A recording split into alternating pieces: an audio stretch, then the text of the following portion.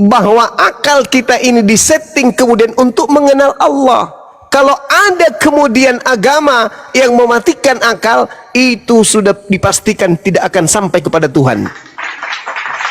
Kenapa? Karena akal itu adalah makhluk materi Tuhan yang tertanam dalam materi fisik tubuh kita sebagai manusia.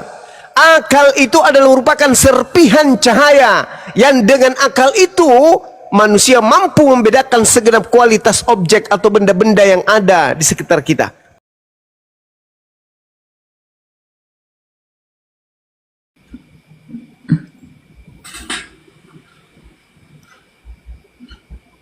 Oh, ini Vira yang tadi siang ya. Silakan Dek, dibuka mute-nya. Enggak apa-apa, enggak usah takut. Silakan. Dek Vira. Ya, selamat malam, Dek. Silakan. Maaf banget ya kalau mau saya bertanya pemahaman tentang agama memang saya kurang mendalam sih. Ya, silakan. Jauh banget dari kata paham. Cuman ya gini, Bang Zuma, untuk Bang Zuma ya, tolong lah jangan main menghina fisik, bisa nggak?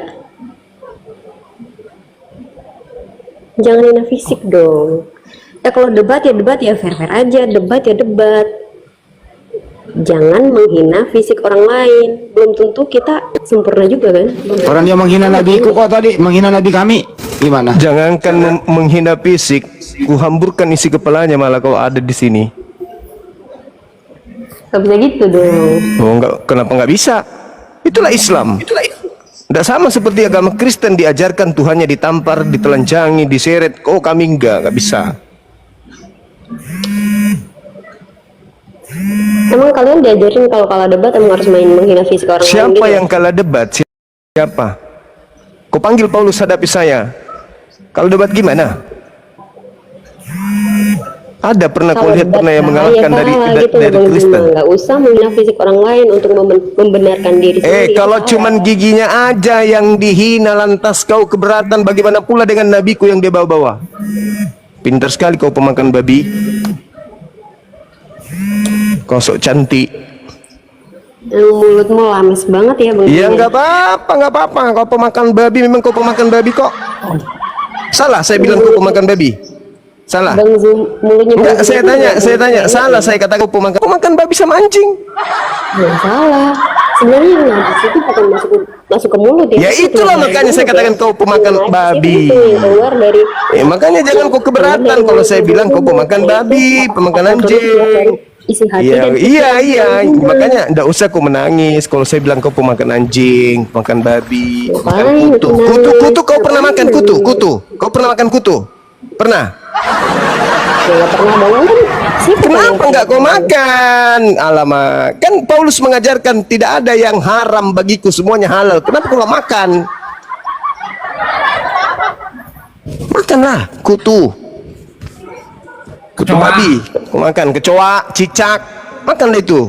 Kan agamamu gitu kan? Nggak ada yang haram di agamamu itu. Andai kan bisa mamakmu kau makan juga, kau makan mamak kau itu. Memang mulut tuh benar-benar mulut itu. Iblis sesungguhnya itu kamu. Memang. Iblis sesungguhnya dan dajjal sesungguhnya itu kamu. Emang betul. Hari receh. Emang betul. Iman orang lain. Iman orang lain.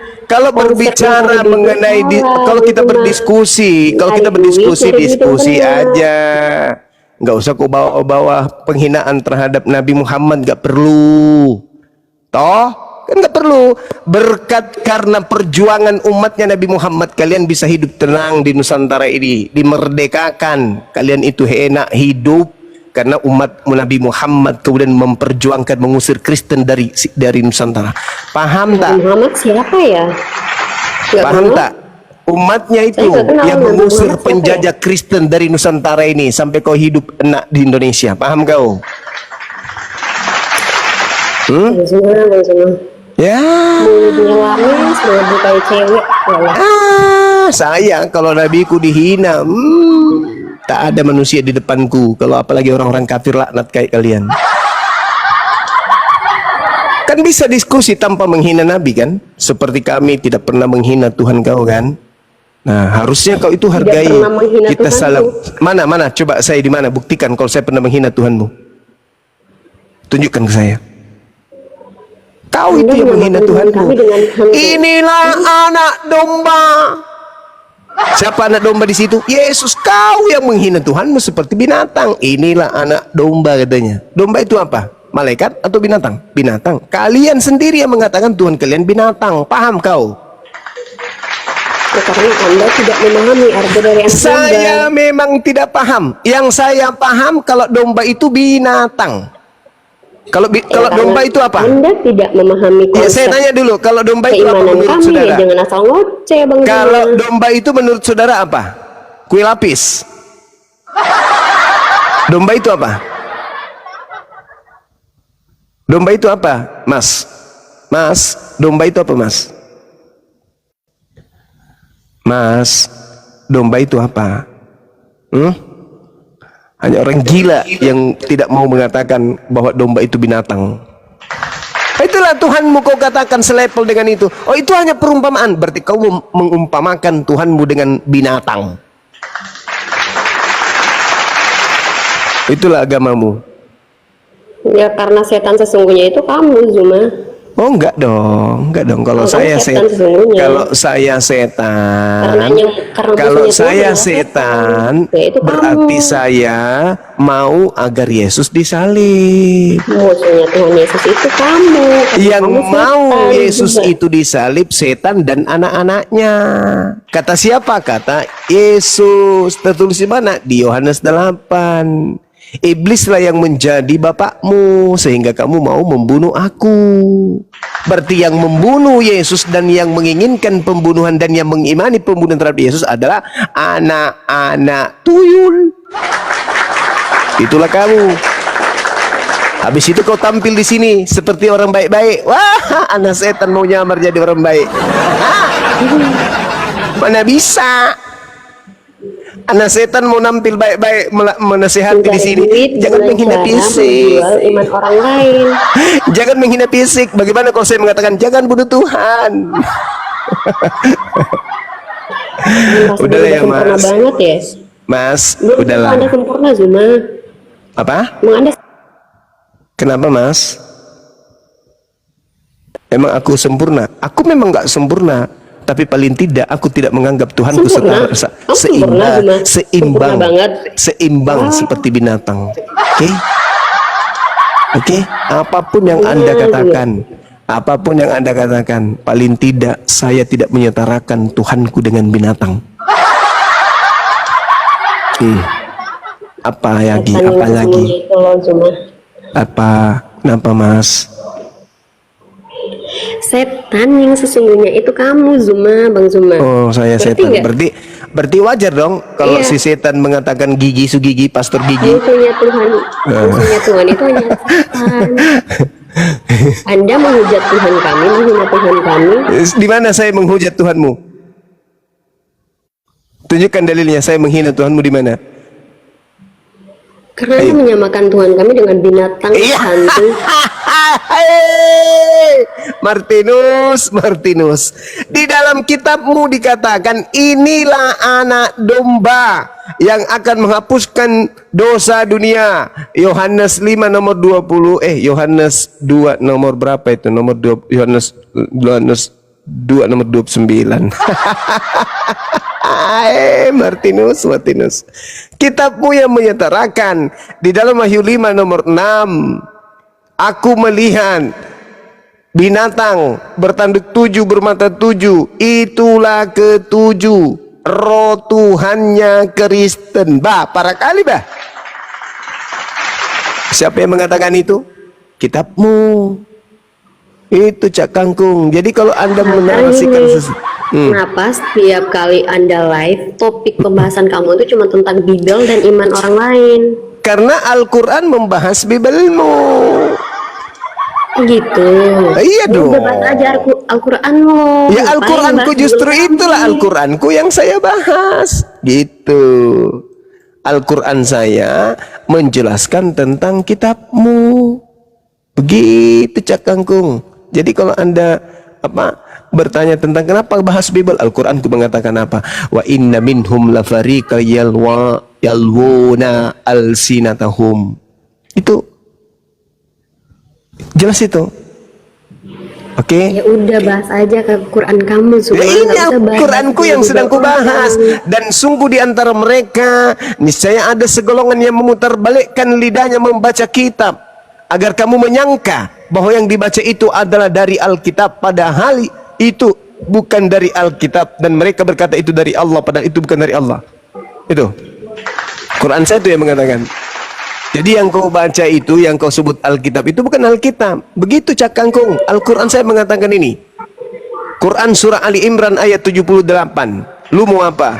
Jadi kalau saya bahas kitabmu, karena Al-Quran saya membahasnya. Begitu Cak Kangkung.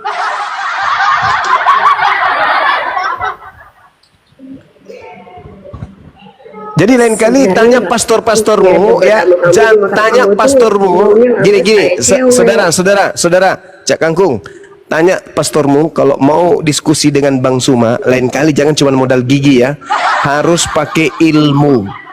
Jangan modal gigi, harus pakai ilmu. Dan jangan satu lagi, jangan pernah menyinggung atau menghina nabiku, Nabi Muhammad. Oke? Jangan samakan di agamamu. Jangan samakan di agamamu. Jangan samakan di agamamu. Agamamu berdiri dari penghinaannya terhadap Tuhan, terhadap utusan Tuhan. Baru berdiri agama kau. Kalau tidak ada kutukan terhadap anak Maria, nggak ada agama Kristen. Agamamu berdiri dari hasil kutukan, hasil hinaan, penistaan terhadap utusan Tuhan yang datang kepada Bani Israel. Jangan samakan itu dengan agama kami. Jadi tanya, kamu punya pastor, kalau nantang lain kali, jangan modal gigi, pakai ilmu, jangan menghina nabiku. Camkan itu baik-baik. Oke? Kalau itu kalian tidak lakukan, kita diskusi baik-baik. Saya bisa kok diskusi dengan baik-baik. Saya sudah buktikan, saya dengan pastor, dengan pendeta, setinggi apapun pendidikan, saya bisa berdiskusi dengan baik. Yang penting jangan menghina nabiku. Jangan menghina Nabi Muhammad. Oke? Karena itu setara dengan nyawa kami. Pahami itu. Kalau situ menghina duluan ya beda cerita dong Zuma. Mana saya menghina Cak Kangkung? Di mana saya menghina? Kelas kamu duluan menghina. Mana saya menghina Cak Kangkung? Di mana saya menghina? Gak ada saya menghina. Gak ada. Justru kalau Anda sadar ya, kalau Anda sadar, Yohanes 28 nomor 28 itu menghina Islam. Paham? Coba saya bacakan ayatnya samamu ya, supaya kamu itu sadar bahwa agamamu itu adalah agama penghina, penista, agama Kristen itu. Yohanes 20 nomor 8, apa yang dikatakan di sana di kitabmu? Thomas menjawab dia, ya Tuhanku, ya Allahku. Tuh. Penghinaannya tuh agamamu itu, penghinaannya agamamu itu kepada Islam itu sangat luar biasa, dan itu secara terstruktur, paham? Masa manusia yang ditombak lambungnya disebut sebagai Allah di situ? Harusnya kan bukan Allah di sini. Harusnya kau sadar itu. Harusnya agamamu sadar ini menyakiti umat Islam. Apa salahnya sih kalau kau menulis di sini, ya Tuhanku dan Tuhanku? Kenapa harus Tuhannya umat Islam disebut-sebut di sini sih? Kenapa? Hah? Kalian tidak bisa makan babi kalau nggak pakai nama Allah di sini. Nggak bisa gereja kalian untuk menikahkan sesama sejenis kalau nggak nyebut nama Tuhan yang umat Islam di situ. Nggak bisa. Kau sebut aja ya Tuanku, ya Dewaku. Kan di situ aslinya kan Theos. Theos bahasa Indonesianya apa? Dewa. Kenapa harus Tuhan umat Islam sih? Inilah kalian tidak pernah sadar. Nggak pernah sadar. Selalu merasa tersakiti. Selalu merasa paling benar. Selalu merasa anak Tuhan. Ditanya malah marah, ditanya malah tersinggung, ditanya malah merasa dia yang paling terzolimi. Kau buka kitabmu sekarang, baca itu Biblemu. Yesus disebut sebagai anak Allah di situ kan, bahkan disebut sebagai Allah di situ kan. Kira-kira siapa yang di dalam Biblemu itu yang disebut Allah di sana? Itu adalah Tuhannya umat Islam. Kamu ambil kata Allah, kalian ambil secara agama, secara lembaga kalian itu. Tidak pernah sadar. Mau enggak namanya Yesus dimasukkan ke dalam terjemahan Al-Quran? dengan menyebut nama Allah yang maha pemurah lagi maha penyayang. Aku berlindung kepada Allah dari godaan Yesus yang terkutuk. Mau enggak? Dan itu pun tidak salah kan?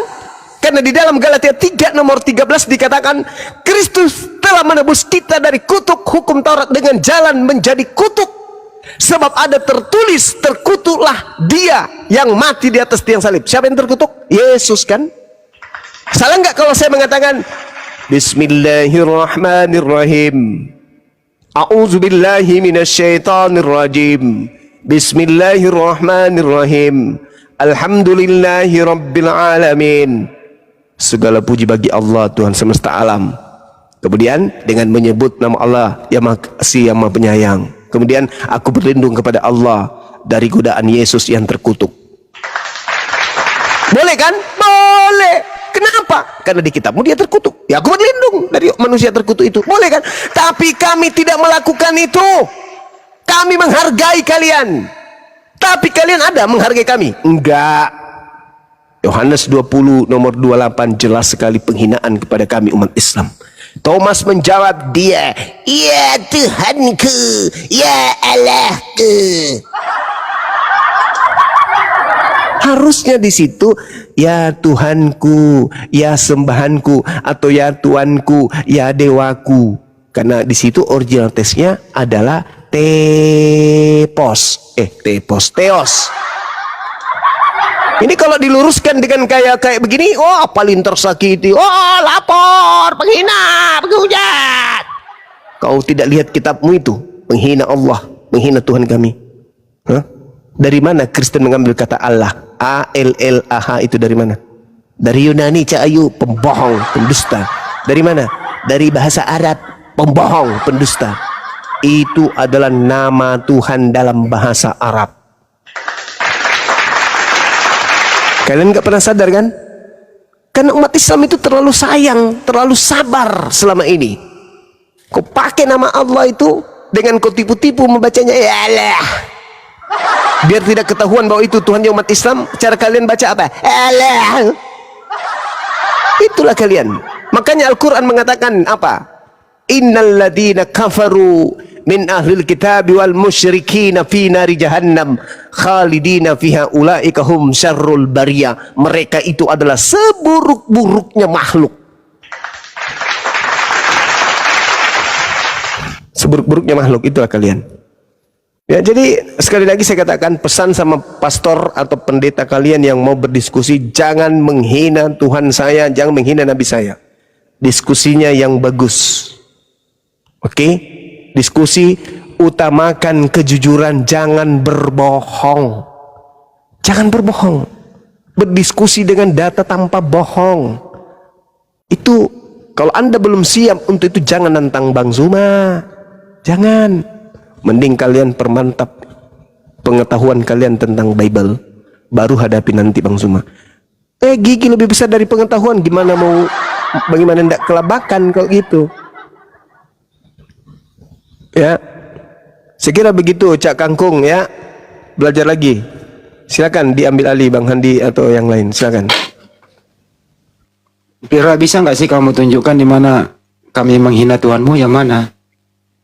Coba tunjuk satu data deh. Statement Bang Juma atau kami semua di sini menghina Tuhanmu, yang mana? Kalau data-data menghina Tuhan kami, sembahan kami itu terjemahan udah jelas tadi itu ya. Padahal yang menghina Tuhanmu itu ya tertulis di Bible. Coba kamu baca di Matius 27 sampai 20, Matius 27 sampai 31. Itu Tuhanmu diolok-olok itu. Siapa yang mengolok-olok Tuhanmu itu? Kemudian serdaru-serdaru wali negeri membawa Yesus ke gedung pengadilan, lalu memanggil seluruh pasukan berkumpul sekeliling Yesus. Mereka menanggalkan pakaiannya. Saya mau nanya teman-teman, kalau orang yang ditanggalkan pakaiannya itu nasibnya bagaimana? Ini Tuhan loh ditanggalkan pakaiannya. Kalau ada orang ditanggalkan pakaiannya berarti diapain tuh teman-teman? Artinya ya sendiri ya. Dan mengenakan lagi paman. Oh ya, dan mengenakan jubah ungu kepadanya. Ungu itu identik dengan warna ungu itu identik dengan apa? Tafsirkan sendiri. Mereka menganyam sebuah mahkota duri dan menaruhnya di atas kepalanya. Mahkota berduri itu apa? Penghinaan atau memberikan apresiasi, penghargaan? Ya penghinaan. Mahkota berduri itu, lu lihat aja deh bagaimana mahkota berdurinya Yunani itu. Lalu memberikan dia sebatang bulu di tangannya. Kemudian mereka berlutut di hadapannya. Lalu memberikan dia dan di hadapannya dan mengolok-olok dia. Salam hai raja orang Yahudi. Mereka meludahinya. Nah, kenapa kamu tidak protes kepada tentara Romawi? Keturunan tentara Romawi ini masih hidup sampai sekarang, ada di Roma, yang mengeluarkan Bible-mu. Kenapa kau nggak protes sama dia? Hei orang Roma, kenapa kau dulu ludahi Tuhanku?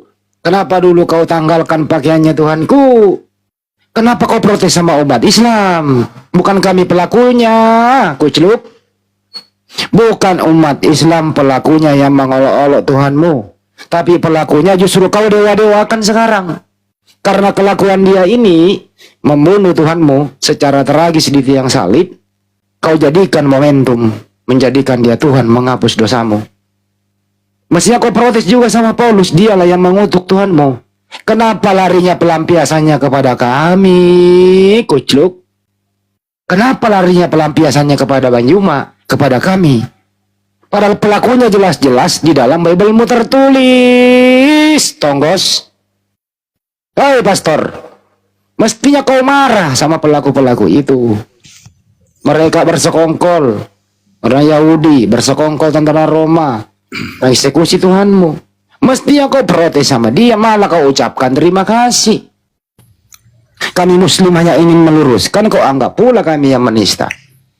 Ini kamu ini akalnya taruh di mana, Saprudin? Saprudin lagi. Markus, oi, siapa sih nama aslinya ini Markus ya tapi siapa? Kau baca tuh Bible-mu, siapa yang mengolok-olok? Bukan kami. Pelaku pembunuhan bukan kami. Pelaku meludahi bukan kami. Yang menanggalkan pakaiannya bukan kami. Yang nombak lambungnya bukan kami. Yang ikat kakinya, tangannya bukan kami. Yang paku tangannya bukan kami. Yang eksekusi bukan kami. Tentara Roma. Sekarang kerajaannya masih ada. Bahkan negaranya itu ada yang namanya Vatikan di sana. Kenapa kau nggak protes sama dia? Kenapa kamu nggak protes sama dia? Apalagi dia pelakunya. Kenapa kau melampiaskan kepada Muslim kami pelakunya yang mengolok-olok? Andi. Ya, kenapa bang? Makanya gini aja, mengurusi agama, mau diurusi agamanya. Ini lagi datang. Muncung itu ngomong, kenapa sama kami, kenapa sama si Juma? Kalau karena mulut kalian ya semua itu. Coba kau baca, kalian. coba kau baca 1 Korintus 1:25. Di situ tertulis ya. Karena diam dulu kau. Dengar dulu mulut itu. Nggak usah kau dengar kau. Nggak ngapain sih dengar orang botol. Saya kagak pernah mau mendengarkan orang yang tidak mengerti bahasa Indonesia dan tidak pernah membaca Bible-nya. Saya udah baca data, mestinya kau marah yang saya baca itu. Kami umat Islam tidak pernah terlibat dalam penganiayaan Tuhanmu. Kami umat Islam tidak pernah terlibat dalam pembunuhan Tuhanmu. Kami umat Islam tidak pernah terlibat dalam hal eksekusi terkutuk Tuhanmu di tiang salib. Kami umat Islam gak pernah terlibat. Tapi kenapa LAI mempergunakan istilah Islam menista Tuhan kami? 1 Korintus 1:25 coba. Kebodohan dari Allah loh dia maksud. Roh Allah melayang-layang. Yesus anak Allah. Udah yang melaksanakan pembunuhan, yang menista Roma, tapi pembalasannya kepada Al-Quran. Pelaku merasa korban. Kalian itu pelaku, bukan korban. Kalian pelaku bro, bukan korban ya. Anda yang melakukan. Tapi alhamdulillah banyak yang tersadarkan kok. Ya, jadi baca itu data-data siapa yang mengolok-olok Tuhanmu, siapa yang menanggalkan pakaiannya, itu ya siapa yang meludahi dia. Bukan umat Islam pelakunya. Masih mau ke data besok kabur kan? Jadi tunjukkan aja satu data di mana kami pernah menista Tuhanmu. Di mana kami pernah menista Tuhanmu. Tunjukkan satu data. Yang menista pelakunya tertulis di Bible dengan jelas. Siapakah itu? Yahudi bersekongkol tentara Romawi mempergunakan satu murid yang berkhianat yang namanya Yudas. Umat Islam tidak ada yang terlibat di sana, coy. Kenapa sekarang larinya ke kami yang disangka mengolok-olok, disangka menista? Ayolah teman-teman. Saya sarankan kau pergilah ke Roma, protes di sana. Tanya itu Roma. Kesatuannya masih ada sekarang. Masih ada arminya Roma itu. Tanya dia, kenapa kau dulu bunuh Tuhanku? Tanyalah dia. Bukan kami lah pelakunya. Kau tanyalah itu Roma. Ya melalui mungkin Vatikan kek, melalui siapa kek. Ya. Tanya Roma, kenapa kau dulu bunuh Tuhanku secara tragis? Gitu loh. Tanyakan sama dia pelakunya itu, bukan kami loh pelakunya. Kami Muslim tidak pernah terlibat dalam pembunuhan Tuhanmu. Kenapa kau anggap kami yang menista? Oke, Berto, saya sarankan kau pergi ke Roma, tanya kenapa kau bunuh Tuhanku. Kau tanya dia, apa salahnya si Tuhanmu dibunuh? Oke. Iya, silakan. Ya. Maksudnya begini, kita itu saling menghargai begitu kan satu sama lain. Jangan kita itu kayak blak itu menghina fisik orang. Tapi kita punya fisik juga begitu. Kita juga manusia. Jadi kita juga itu tahu salahnya di mana. Kita harus perlu cari tahu. Jangan kita langsung mulut kita itu karena tidak bertulang kan langsung blak kan. Nggak enak juga. Mulai lagi bikin syair lagu. Ini baca data aja bro. Dengar dulu sebentar, saya mau tanya ini. Apa salah? Dia dengerin. Apa salahnya? Apa salahnya Tuhanmu sehingga dibunuh tentara Romawi? Apa salahnya? Jawab. Dengar dulu. Ini kau jawab lah. Kau jangan bikin lirik lagu di sini. Di sini nggak ada lagu. Tidak, nanti saya langsung ke topik tanya. aja. Ini jalan. Langsung ke Tunggu dulu. topik aja. Siapa pelaku pembunuhan Tuhanmu? Siapa pelakunya? Jawab aja. Tidak, sebenarnya saya yang tanya, bukan Anda yang Ya tanya. siapa pelaku? Pok? Ini kan kau mengatakan tadi kami yang menista Tuhanmu. Nah sekarang saya tanya, siapakah pelaku pembunuhan Tuhanmu? Siapa pelakunya?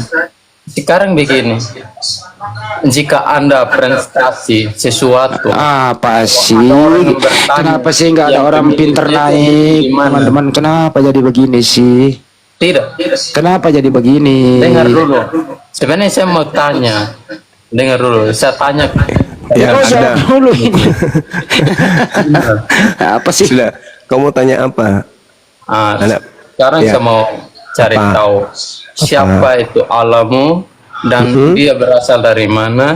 Bahkan Nabi Isa itu siapa, Nabi Muhammad itu siapa, bahkan Nabi Isa itu lahir di mana. Coba jawab. Oke. Saya minta jawaban itu. Oke. Allah adalah Tuhan kami yang maha suci lagi maha tinggi. Dia pencipta alam semesta. Tidak berasal, tidak seperti Tuhanmu berasal. Tuhan saya tidak berasal karena dialah pemilik segala apapun yang ada di atas muka bumi ini. Itu yang perlu saudara pahami.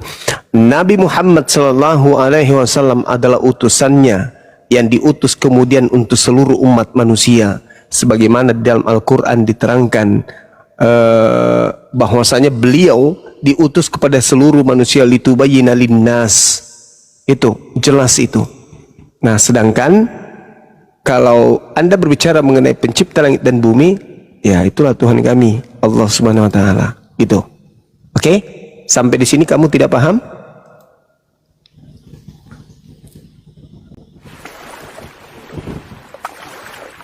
Masya Allah. Bang Fai, thank you. Ayo, silakan. Satu lagi nih tanya Pak Juma, siapa itu Nabi Isa katanya? Oh, Nabi Isa. Nabi Isa alaihi salam adalah utusan Allah yang datang kepada Bani Israel mengajarkan Injil kepada Bani Israel yang kemudian mau dibunuh oleh orang-orang Yahudi, tapi Allah menyelamatkan beliau dari kematian. Lalu kemudian ada yang menggantikan beliau, di mana penggantinya ini kelak dituhankan oleh orang-orang Kristen seperti Anda. Nabi Isa diselamatkan, penggantinya dituhankan oleh Kristen. Sampai di sini? Sampai di sini? Paham atau tidak paham? Paham atau tidak paham? Masih ada, masih ada. Masih ada. Silakan. Silakan. Iya, silakan. Sekarang jika Nabi itu diutus tahun berapa itu, Bang? Nabi Muhammad sallallahu alaihi wasallam diutus pada abad ke berapa ya? Ketujuh. Ketujuh. Ya. Oh, Nabi Isa itu dia boleh tahu itu lahir di mana itu, Bang? Kalau boleh tahu tuh. Nabi Isa Tempatnya lahir itu apakah di negara Malaysia atau di Amerika atau di Indonesia sendiri? di Afrika Utara. Oh, pantasan. Lagi banyak malurusin nanti di premen lagi tuh. Ya, Nabi Isa dilahirkan di Palestina, Yerusalem. Bagian mana itu? Oh, saya tidak tahu karena waktu itu saya sudah berhenti jadi camat di sana, baru dia datang. Oh, begitu ya? Iya. Ini sekali ada yang naik, orang yang tidak punya otak. Gimana ini? Tidak. Orang yang tidak punya otak itu Nabi Isa itu lahir di mana? Lahir di mana? Begitu. Kan sudah kujawab tadi. Di mana? Di kota Palestina. Bagian mana itu? Saya tidak tahu karena saya waktu itu belum jadi camat. Kalau Anda tidak tahu semua Jadi mau tanya latar balik. belakangnya Nabi Iya, Isa, Lunas. jangan Bahkan coba ditanya Di mana Yesus? diceritakan orang lain. Yesus lahir di mana? Kalau Tuhanmu itu, kalau Tuhanmu lahir di RT berapa, RW berapa, tanggal berapa? Coba jawab.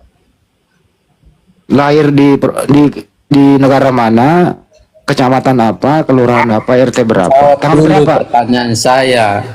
Jangan tanya balik dulu, jawab. Udah dulu. dijawab tadi. Selesaikan dulu baru sebentar tanya saya juga Koplak kan, begitu. kambuh koplaknya. Giliran ditanya jangan tanya saya, kau koplak kalau gitu, nggak mau ditanya balik. Selesaikan Koplak kau. Bible, dengar dulu. Nggak ada. Selesaikan dulu Jawab dulu pertanyaan itu, saya. jawab.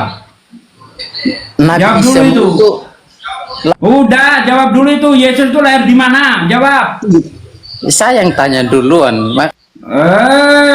Tadi udah jawab, sekarang gantian. Kau udah dijawab tadi bro, di Palestina, di Bethlehem, udah dijawab tadi sama Banyuma. Kepret nanti kau lu. Udah dijawab tadi. Kau tadi malam udah nangis sama saya, itu, sekarang mau bikin nangis Nabi lagi. Isa itu lahir di Udah dijawab tadi.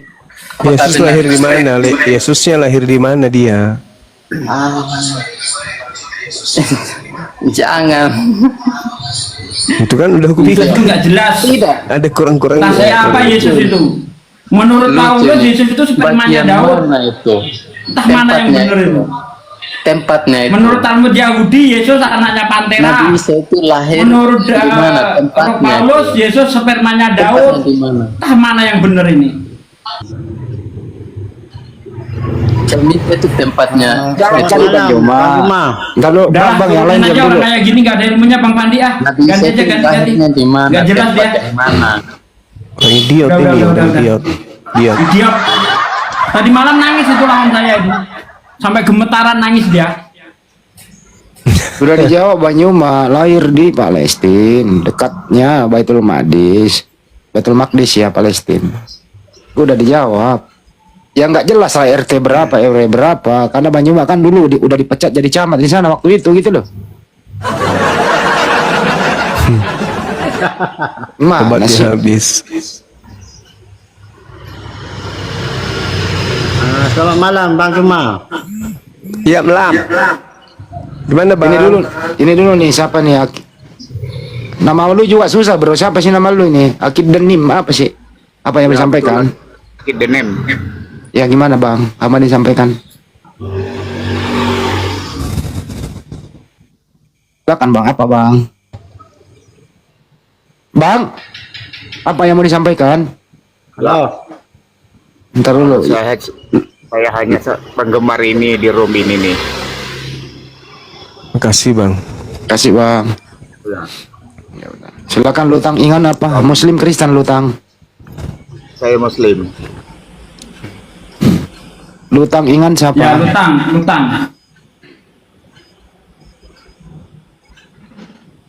Halo. Ya, lutang. Islam Kristen, Bang.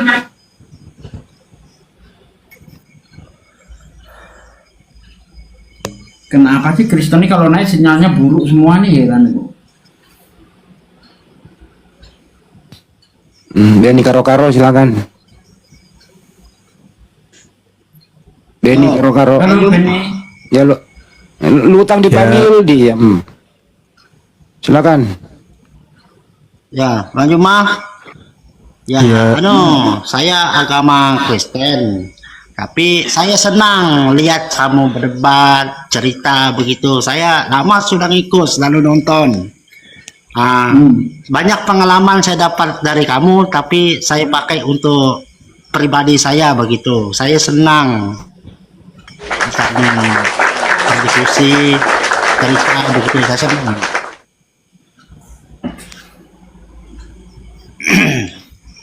Iya, gimana, Ada yang mau Bang? ditanyakan sama Bang Juman? Kalau saya enggak, saya mau tanya begini. Tolong, karena Bang Juma ini saya lihat berpengalaman baik menceritakan agama Kristen maupun Islam. Jadi harapan saya tolong jelaskan agama Islam itu yang baik-baiknya, begitu juga kalau jelaskan yang Kristen supaya kita di negara Indonesia ini selalu baik lah begitu. Saya senang lihat anunya, dia pandai pokoknya bisa lah menjelaskan yang baik, cuma orang saja mancing-mancing emosinya begitu. Wah, Masya Allah. bagus. Luar biasa, Bang. Anda jujur. Saudara dari mana, Bang? Pas dari gereja mana? Katolik, Protestan? Saya saya Kristen Protestan. Oh, Protestan. Iya. Kalau kami di sini di pelosok tidak ada agama lain kecuali itu Protestan aja. Iya. Kalau kami di sini. Jadi kalau menurut saya imani itu, menurut saya yang bawa keselamatan itu perbuatan baik kita, bukan agama begitu. Jadi saya dengar berdebat cerita ini, saya ngambil yang bagusnya aja. Kalau yang jelek saya dengar, saya tidak ambil itu. Yang bagusnya aja saya ambil. Begitu ya, terima kasih. Itu aja saya itu. Saya senang lihat caranya berdebat, nasihat begitu. Tapi kalau Bang Juma itu ngomong yang tidak bagus, menurut penilaian saya tidak cocok. Karena kalau saya lihat mukanya, dari mukanya itu dia ngomong yang bagus-bagus saja. Itu aja. Abang ini masih sering ke gereja, Bang? Sering, karena memang di sini cuma gereja aja yang ada kan. Iya.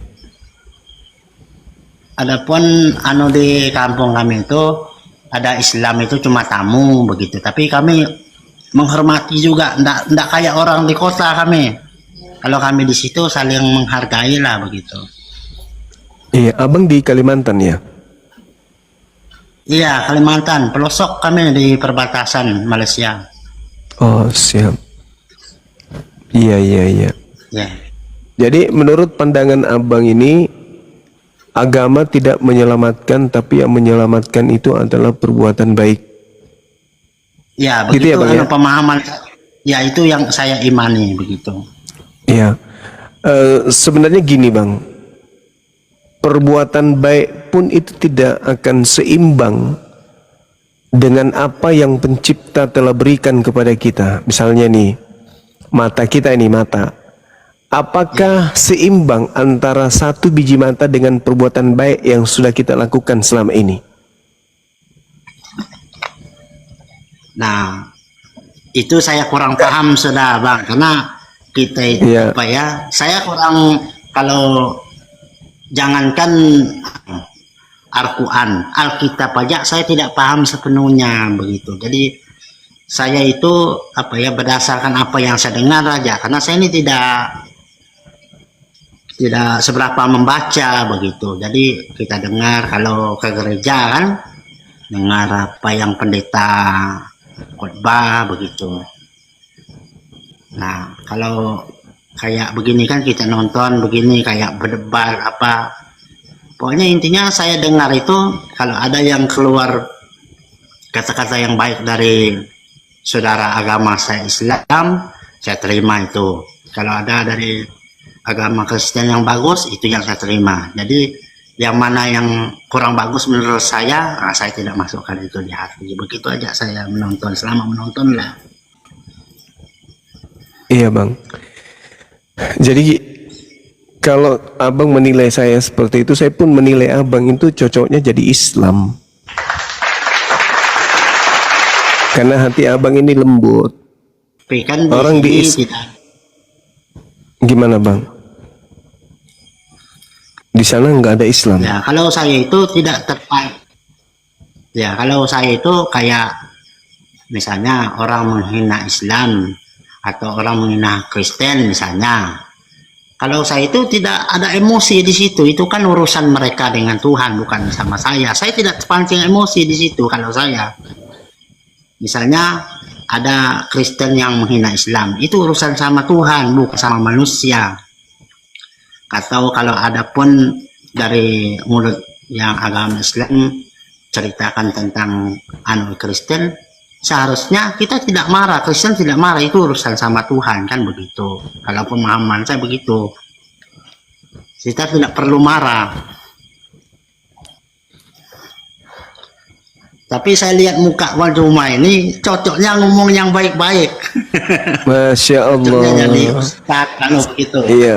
Saya juga melihat abang ini cocoknya di Islam gitu loh. Karena sering juga saya ada ustaz, Nggak cocok ada di ustaz, Kristen. ada ustaz dari Makassar juga itu, lalu ceramah itu dia pernah ke Malinau juga itu. Saya senang nonton dia itu di YouTube juga, cara dia ceramah itu. Namanya siapa bang? Saya lupa sudah siapa tadi namanya. Dasar Ada juga Latif. dia bawa mobil yang tidak pakai supir itu, saya lihat di YouTube apa di TikTok itu. Iya iya. Dia pakai Mungkin ini bukan putih, Ustadz kan? Palen bukan? Dasar Latif itu bukan. Bugis, ya, Bugis kan dia itu ya. Saya tidak Bugis. seberapa ingat namanya, kan saya kurang paham baca, cara baca ini kalau saya ini. Oh, kirain Ustadz Jadi Palen. saya senang. Ya, kalau dia itu apa ya? Dia ceramah itu pokoknya senang saya begitu. Saya nonton terus deh itu sampai habis dia ceramah. Makanya aku bilang lebih cocok abang ini jadi Islam. Karena Itu bang. menurut saya apapun yang ceramah itu baik pendeta, ustadz, saya lihat itu kan menasihati hidup kita kan, memandu hidup kita itu. Cara kita hidup lah. Tapi kalau yang diajarkan pemahaman menyembah saya. kepada yang bukan Tuhan, gimana bang? Nah, makanya saya bilang kalau yang mengarahkan kita ke yang salah, kita tidak ikuti, kita ambil sisi baiknya aja. Kita kan sudah dewasa begitu. Assalamualaikum Abah, Assalamualaikum Pandi. Assalamualaikum. Waalaikumsalam warahmatullahi wabarakatuh. Waalaikumsalam. Waalaikumsalam. Waalaikumsalam.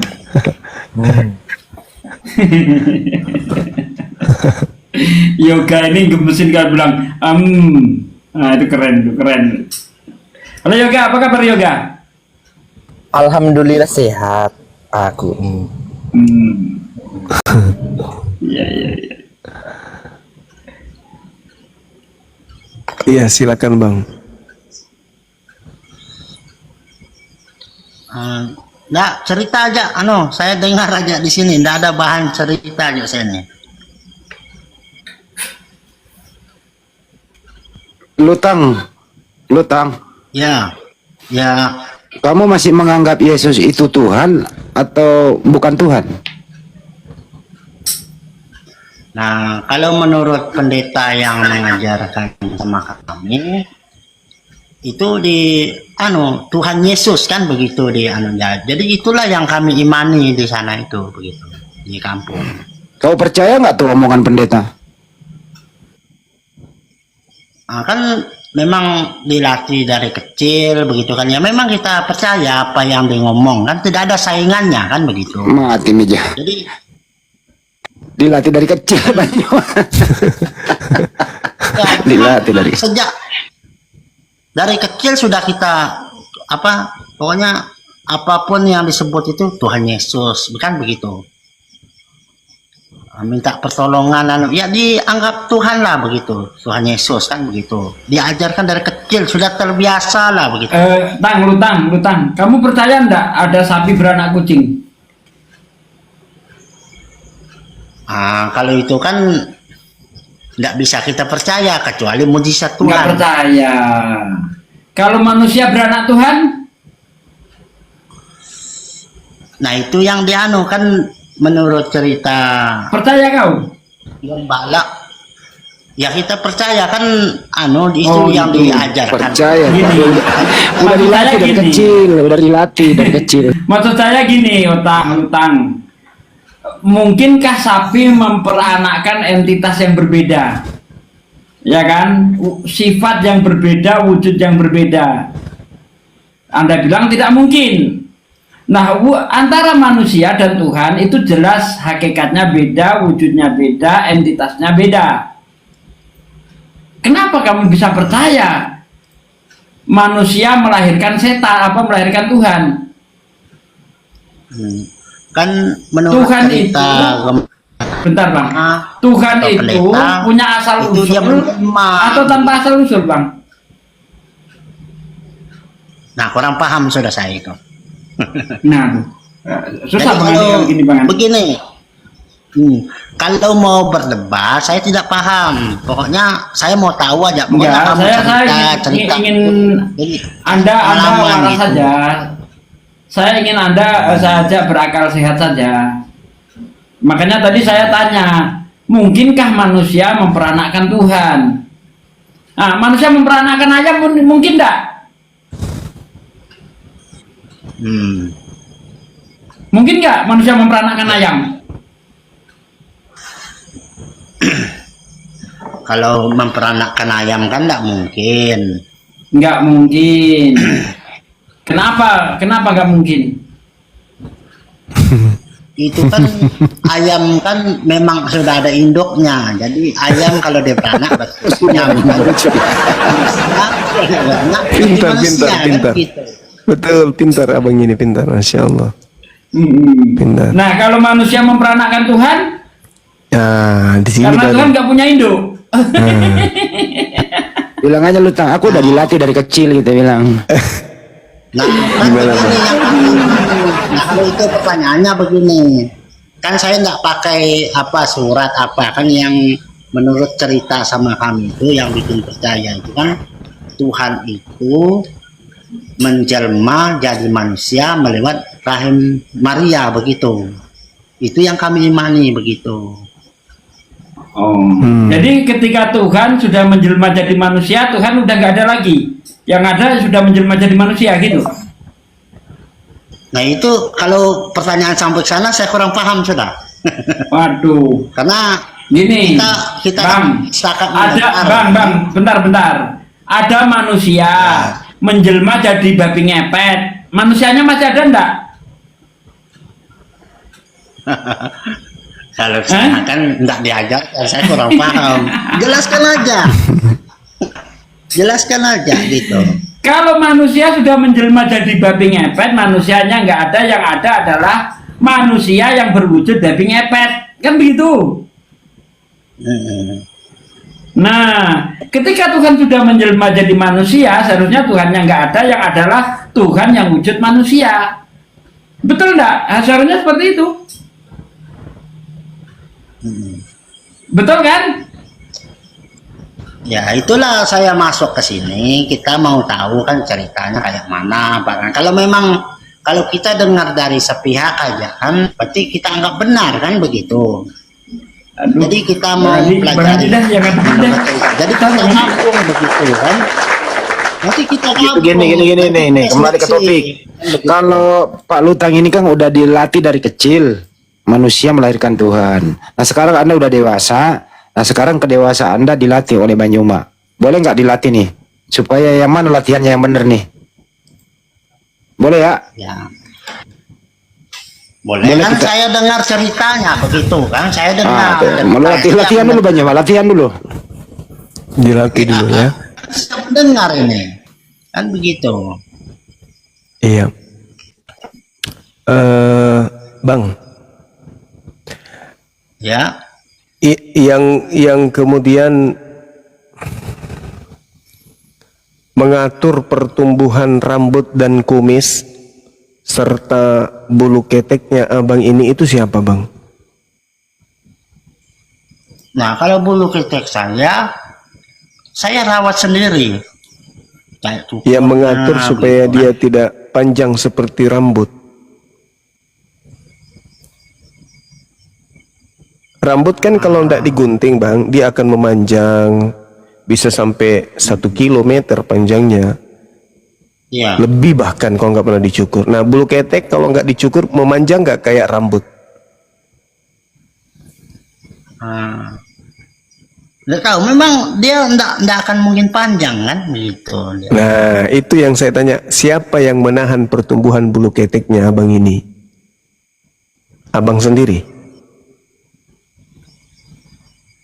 Nggak tahu kan, memang kita lahir itu kan memang umumnya manusia kan nggak begitu, dia nggak mungkin panjang kan. Kalau gigi, siapa yang menahan laju pertumbuhannya? Kenapa dia nggak panjang seperti kumis, Bang? Kalau gitu jadi rakula kita, Bang. Iya, yang saya tanya siapa yang menahan pertumbuhan gigi sehingga giginya tidak seperti giginya pastor yang tadi? Nah, itu saya kurang paham, Bang. Jelaskan aja langsung. Nggak usah tanya-tanya. Inilah yang dikatakan di dalam Al-Quran. Sanurihim ayatina fil afaq wa fi anfusihim. Aku Allah akan memperlihatkan kepada manusia kebesaranku di segenap penjuru dan pada diri mereka sendiri. Jadi umat Islam itu tidak diajari seperti agama paganisme, agama pagan, agama berhala. Apa itu? Harus Tuhan turun ke atas muka bumi menjadi makhluk sehingga manusia melahirkan Tuhan. Itu enggak begitu. Tak ada gunanya kita dikasih akal kalau kita harus percaya yang kayak gitu-gitu. Tak ada gunanya akal ini. Maka karena akal inilah kemudian kita sampai kepada kebenaran. Allah mengatakan sanurihim ayatina fil afaq wa fi anfusihim. Aku perlihatkan keberadaanku dari segenap penjuru dan pada diri mereka sendiri. Nah, coba kita lihat. Bagaimana kemudian Tuhannya umat Islam yang tak dilihat oleh mata kita manusia itu bisa memberikan sinyal kepada orang berakal bahwa dia ada. Kita makan kemudian makanan masuk ke dalam perut, kita tidak pernah membagi ini yang ke rambut, ini yang ke gigi, ini yang ke tulang, ini yang ke kuku, ini yang ke tangan, ini yang ke kaki. Tapi siapa yang membaginya itu? Itulah Tuhan. Ketika nutrisi ini masuk, saripati yang kita makan, ada yang ke rambut, ada yang ke gigi. Kenapa gigi laju tumbuhnya tidak sama seperti rambut? Siapa yang mengatur itu? Itulah tanda-tanda, oh Tuhan itu ada ternyata. Lebih dekat daripada urat leher. Itu juga diterangkan oleh Al-Quranul Karim dalam surah Qaf ayat 16. Walaqad khalaqnal insan wa na'lamu ma tuwaswisu bihi nafsuh. Dan sungguh aku menciptakan manusia dan mengetahui apa yang dibisikkan oleh hatinya. Dan aku Tuhan lebih dekat kepadanya daripada urat lehernya. Mari kita buktikan. Urat leher kita bisa pegang. Urat leher kita itu kita sentuh, kita pegang. Tapi kita tidak mengetahui unsur apa yang ada di dalam urat leher kita ini. Kita tidak pernah mengetahui apa yang keluar masuk dari urat nadi yang ada di leher kita ini. Kita minum, kita tidak pernah memasukkannya ke dalam. Kita cuma taunya memasukkan ke dalam mulut. Kita nggak ngerti apa yang terjadi terhadap urat-urat yang ada di leher kita ini. Gimana bertumbuhnya, apa yang ada sedang terjadi di dalamnya. Bagaimana saripati itu berjalan, darah itu berjalan. Kita nggak tahu. Padahal itu punya kita. Lalu siapa yang mengatur itu semua? Itulah yang disebut Allah Azza wa Jalla. Allah Subhanahu wa Ta'ala yang Maha Suci lagi Maha Tinggi. Jadi bagi umat Islam tidak perlu melihat Tuhan turun ke bumi, ikut berperang, ikut kemudian berkelahi, rebutan madu, rebutan ikan goreng, dikejar sama tentara. Ngapain Tuhan kayak gitu-gitu? Bagi orang berakal, Tuhan itu nyata meskipun mata tak melihat. Makanya Al-Quran memberikan kemudian aturan main akal untuk sampai kepada Tuhan. Walaqad khalaqnal insan wa na'lamu ma tuwaswisu bihi nafsu wa nahnu aqrabu ilaihi min hablil warid. Aku Tuhanmu, weh, yang menciptakan kalian lebih dekat daripada urat lehermu. Ngapain kau cari lagi Tuhan? Mana Tuhan itu? Mana ya? Yang mana Tuhan? Telah lahir Tuhan di kota Daud. Apaan itu? Nggak ada yang kayak gitu. Bukti bahwa Tuhan itu ada, adanya kita. Bukti. Kalau ada orang mau mencari Tuhan, ngapain cari Tuhan? Tuhan itu sudah nyata kok. Buktinya apa? Roh. Saudara Lutang tahu roh nggak? Roh Kudus. Ya. Bukan, bukan roh. Kalau lihat saya belum pernah lihat saya. Yang ada di dalam tubuh Anda tuh, tahu nggak itu roh? Oh iya, oh iya. Tahu? Tahu? Ya menurut ceritanya begitu ya. Bukan cerita, saya tanya, Anda tahu roh itu yang ada dalam tubuh Anda?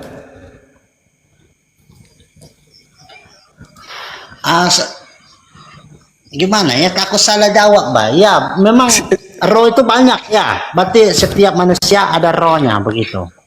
Nah, Anda tahu roh yang ada dalam diri Anda itu seperti apa modelnya? Tidak tahu. Nggak tahu. Padahal itu adalah diri Anda loh. Coba. Oh ya. Itu diri Anda. Sejak Anda turun ke bumi, keluar dari rahim ibu, sampai hari ini, usia sudah hampir 200 tahun, Anda tidur bersama roh, makan bersama roh, duduk bersama roh, main TikTok bersama roh, tiduri bininya bersama roh, beranak cucu bersama roh Anda. Tapi Anda sendiri nggak tahu roh itu kayak mana. Itulah bukti bahwa akal kita ini disetting kemudian untuk mengenal Allah.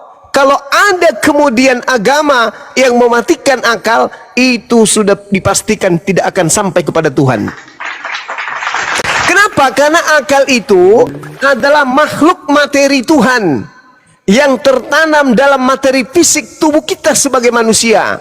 Akal itu adalah merupakan serpihan cahaya yang dengan akal itu manusia mampu membedakan segenap kualitas objek atau benda-benda yang ada di sekitar kita. Akal mengikat manusia dalam realitasnya sebagai hamba Tuhan yang kemudian menciptakan atau membuat atau berkarya adanya kebenaran-kebenaran atau perubahan-perubahan atau sesuatu-sesuatu yang berbentuk selalu, yang mana hal itu semua selalu berubah menjadi dinamis. Yang tadinya tidak ada, yang tadinya belum sepatu baru sendal, habis sendal sepatu, habis sepatu sepeda, habis sepeda motor, habis motor ada mobil, mobil ada kereta, kereta ada pesawat, dan seterusnya dan seterusnya. Itu apa? Akal. Jadi dengan adanya akal, adanya roh yang ada pada diri kita, kita sudah sampai kepada Tuhan. Rasionalitas kita, akal budi yang ada pada kita, itu terbentuk sebagai sesuatu wujud eksistensi Tuhan yang tidak bisa kita ragukan. Roh ada pada diri kita, akal ada pada diri kita. Itu dua dimensi sebagai cahaya bagi orang yang berakal sehat untuk sampai kepada Tuhan. Roh ada pada diri saya. Dari mana ya? Siapa yang menyimpannya? Kok bisa ya? Saya kok bisa bersuara hanya dengan menggerakkan mulut? Kok bisa ada keluar suara dari diri saya? A, bunyi A dia. B, bunyi B dia. C, bunyi C dia. Coba huruf K. K, bunyi K dia. Itu siapa? Dan seperti apa bentuknya? Siapa yang menyusun itu semua? Siapa yang menciptakan itu semua? Saya? Bukan. Nenek saya? Bukan. Orang tua saya? Bukan. Presiden kali? Bukan. Lalu siapa? Itulah Tuhan pencipta langit dan bumi yang diterangkan dalam Al-Quranul Karim. Sanurihim ayatina fil afaq. Aku Allah memperlihatkan keberadaanku, tanda-tanda kebesaranku di segenap penjuru bagi orang-orang yang berakal. Jadi umat Islam gak butuh Tuhan. Aduh, tidak, mana Tuhan, tidak ada Tuhan ini. Aduh, Tuhan gimana? Makanya Nabi Muhammad SAW sudah bertuhan sebelum dia menerima wahyu. Kenapa? Sampai pada data-data yang ada dalam Al-Quranul Karim, Nabi Muhammad SAW sudah yakin Allah pencipta langit dan bumi itu pasti ada. Nah, kemudian ketika kita sudah menyadari bahwa Tuhan itu ternyata ada pada diri kita, kita bisa menemukan Tuhan itu ada. Apa sih yang diinginkan oleh Tuhan? Kita udah yakin nih Tuhan itu ada. Karena tidak mungkin kita mampu menyusun kata, membentuk sebuah huruf-huruf, lalu kemudian terlontar keluar adanya suara. Suara itu apa sih? Suara itu gelombang, ritme yang keluar, not, nada yang keluar dari lidah kita. Tapi kan kita cuma ngomong bunyi mulut saja kan? Coba Anda berkaca, goyangkan mulut, takat-takat, goyangkan aja, jangan ada suara. Apa yang terjadi? Tidak ada gelombang. Sekarang Anda bikin suara.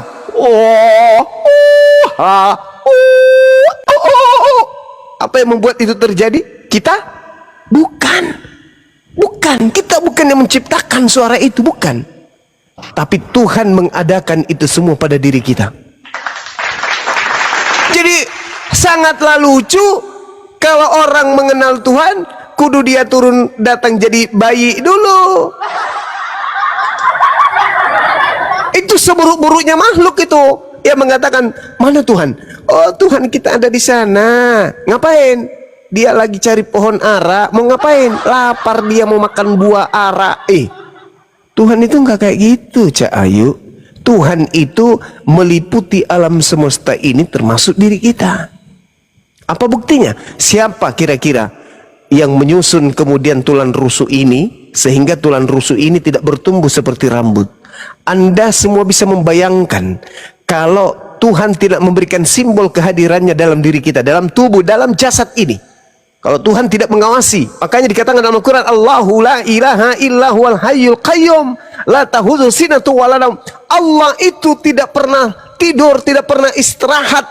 Allah mengatur segala sesuatunya. Allah yang mengatur segala sesuatunya. Allah kemudian mengatur apa yang ada di alam semesta dan di alam tubuh kita ini. Kira-kira nih, kalau tulang rusuk kita ini bertumbuh non-stop sama seperti rambut, ini kira-kira tubuh kita ini penuh dengan tulang rusuk. Bagaimana kira-kira bentuk? Bagaimana kira-kira bentukan manusia kalau rusuk ini bertumbuh seperti rambut? Mengeliling berputar-putar di perut. Oh, mungkin satu manusia kalau umurnya 100 tahun, dia sudah seperti bola, dan bolanya itu sebesar hotel berbintang 5 lantai 100. Bagaimana manusia bisa menjadi pemimpin kalau badannya diliputi oleh apa? Dikelilingi oleh tulang rusuk. Itu baru tulang rusuk. Bagaimana kalau lengan juga memanjang? Tidak berhenti, sama seperti rambut.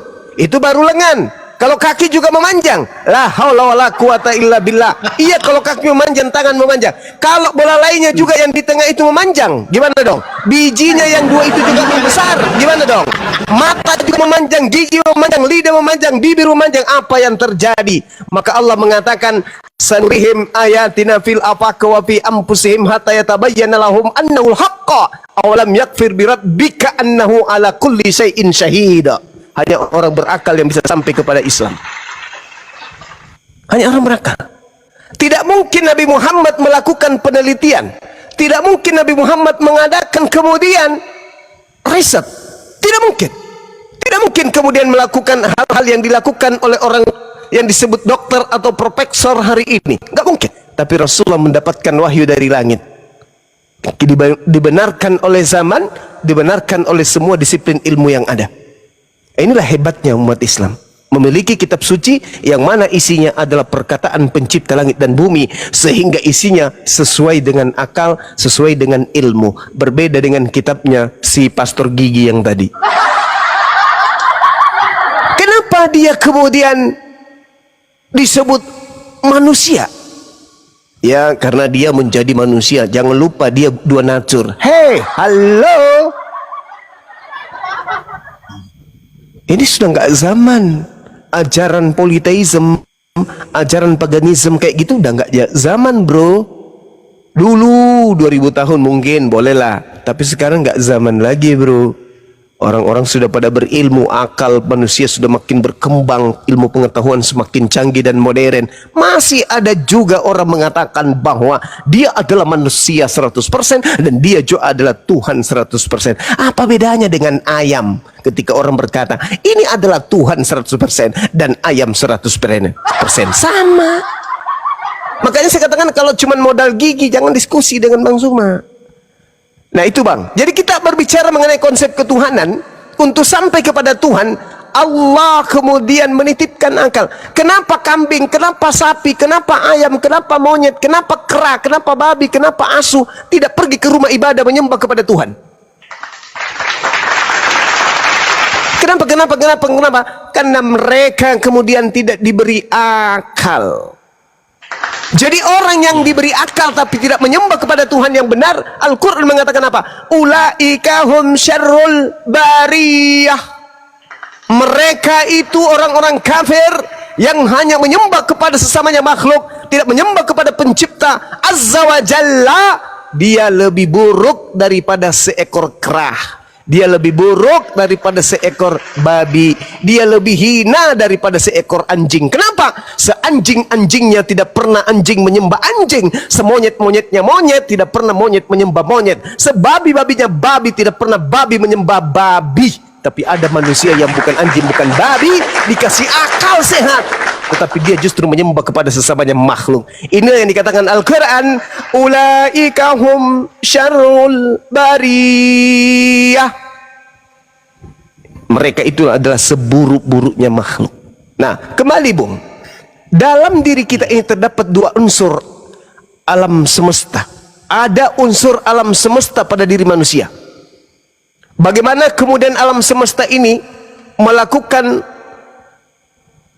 kegiatan saban detik, menit, hari dan seterusnya. Kita nggak lihat bagaimana tanah bergerak, bagaimana biji-bijian bertumbuh, bagaimana saripati bunga jatuh ke tanah lalu mengurai dirinya menjadi sebuah biji, lalu dari biji detik demi detik tak terbelah menjadi sebuah tunas lalu bertumbuh bla bla bla dan seterusnya. Kita nggak pernah tahu itu. Begitulah tubuh kita ini, ritme yang terjadi dalam tubuh kita. Masuk, coba anda bayangkan, yang kita masukkan adalah ikan kepala, dikunyah masuk ke dalam. Pernahkah kita tahu bagaimana produksi yang terjadi di dalam? Ada yang dagingnya ke kiri, tulangnya ke kanan, ada yang ke kanan, ada yang ke kiri, ke atas, ke bawah, ada yang langsung turun ke jamban. Siapa yang mengatur itu semua? Siapa yang mengatakan, yang melakukan itu semua? Dan asal anda saudara-saudara tahu, yang belum tahu. Lambung kita ini panasnya, Bung. Kalau Anda tidak percaya, habis ini Anda beli telur. Telurnya usahakan jangan dipecahkan. Mentah, jangan yang direbus. Ada kulitnya Anda telan. Begitu besok Anda pecah, telurnya matang. Kenapa bisa? Karena di dalam perut kita itu panasnya minta ampun. Panas minta ampun.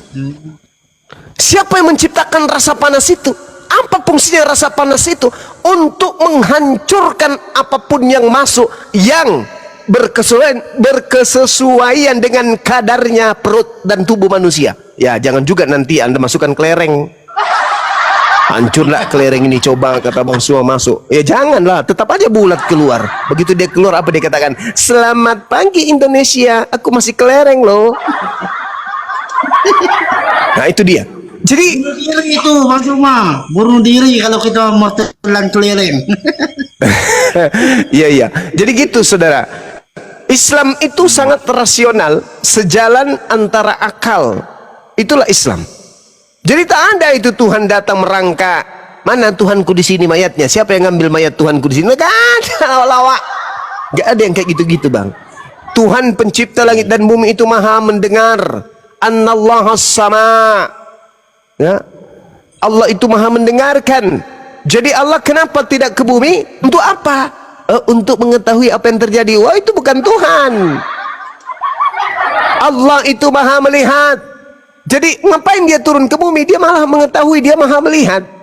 Kita pergi ke Jakarta. Kenapa? Karena kita ingin melihat Senayan. Yang maha melihat perlu nggak ke Jakarta untuk melihat Senayan? Enggak.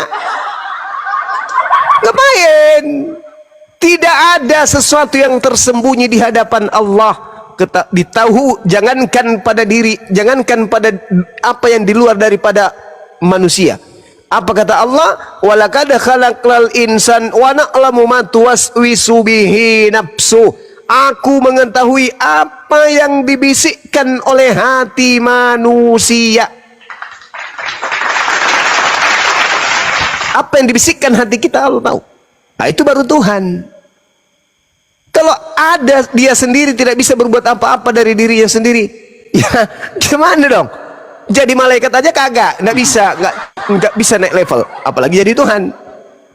Nah seperti itu saudara. Tetapi meskipun demikian, kita harus paham bahwa di luar manusia ada makhluk yang disebut syaitan, setan, iblis yang senantiasa mengecoh kita agar kita kemudian jauh dari pencipta kita.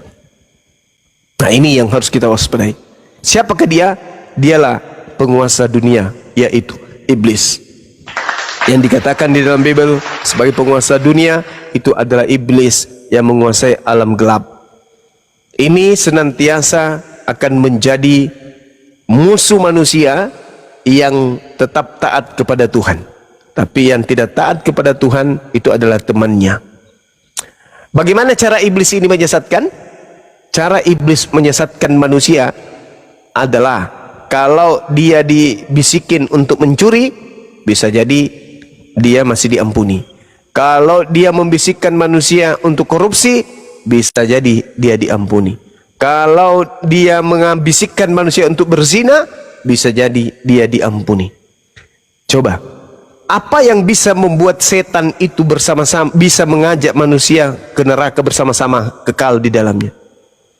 Ajak mencuri belum apa-apa, dia bertobat bisa diampuni.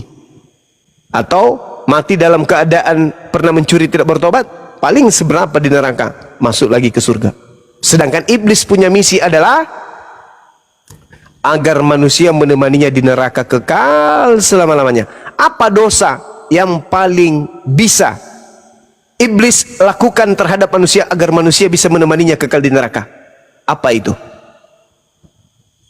Menyekutukan Tuhan, paman. Mengajak manusia menyembah selain daripada pencipta langit dan bumi. Benar Dinda Fandi. Itulah dosa yang satu-satunya jurus pamungkas iblis menyesatkan anak keturunan Adam adalah membuat Tuhan-Tuhanan yang bisa manusia sembah agar manusia salah sembah terhadap Tuhannya. Itu yang terjadi. Itu yang terjadi. Maka ketika manusia melakukan persinahan, korupsi, mencuri dan seterusnya, bahkan membunuh sekalipun, kalau alasan yang dibenarkan, maka itu manusia masih bisa punya kemungkinan masuk dalam surga. Tapi iblis mau agar manusia ini kekal di neraka. Apa yang iblis harus lakukan? Maka dia menciptakan Tuhan baru. Dia menjadi Tuhan supaya manusia terkecoh untuk menyembah dirinya. Maka dia datang menampakkan dirinya selayaknya orang-orang atau tokoh-tokoh yang sakti. Seperti misalnya Yesus yang bisa membangkitkan orang mati, membuat orang lumpuh berjalan. Maka iblis tampil menyamai dia agar manusia lemah akal kemudian mempertuhankan oknum yang mengaku tersebut supaya dia tidak menyembah kepada Tuhan yang benar. Apa yang terjadi? Enyahlah daripadaku kalian semua pembuat kejahatan.